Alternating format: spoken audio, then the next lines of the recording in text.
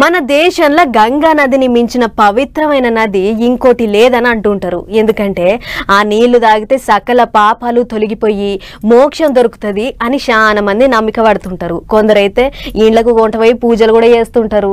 అయితే అంతటి మహిమగల నది అని పేరున్న గంగా నదికి కూడా ఓ ఆపదొచ్చే కోపుందట.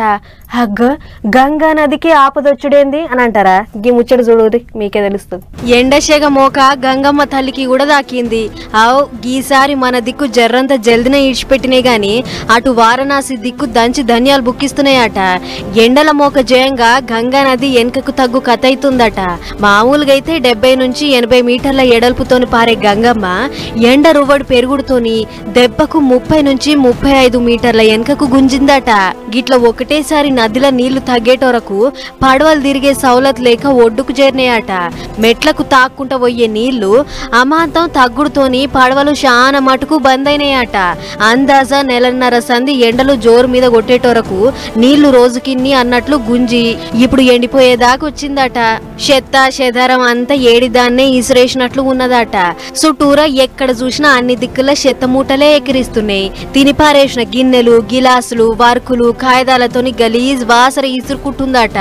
గింత అద్రగానంగా ఉంటే వచ్చిపోయేటోళ్లకు చాలా తిప్పలే ఉన్నట్లున్నది. ఇక ఇదెట్లుంటే అటు హర్యానా రాష్ట్రంలో ఉన్న దుర్గంపట్నంలా ఎండలు శీతం దంచుతున్నాయట.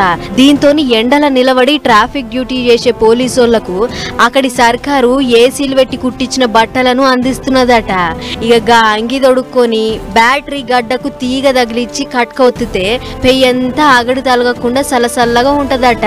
ఇక ఇదెట్లుంటే అటు మున్సిపాలిటీ వాళ్ళు షెట్టను కాపాడితేనే అవి మనల్ని కాపాడతాయి అన్నట్లు ట్యాంకర్ తోని నీళ్లు పోసే ఇగరం చేస్తుర్రు. ఇప్పటికే మాడవలిగే ఎండలు జయంగా అటు దిక్కు పిల్ల బిస్కు కూడా బయటకెళ్తలేరట. ఏదేమైనా శాన దిక్కుల ఇంకా ఎండలకించి నిమ్మల పడతలేరు పబ్లిక్. మరి ఈ ఎండలు ఇంకా ఎప్పుడు తగ్గుతాయో ఏమో చూడాలి.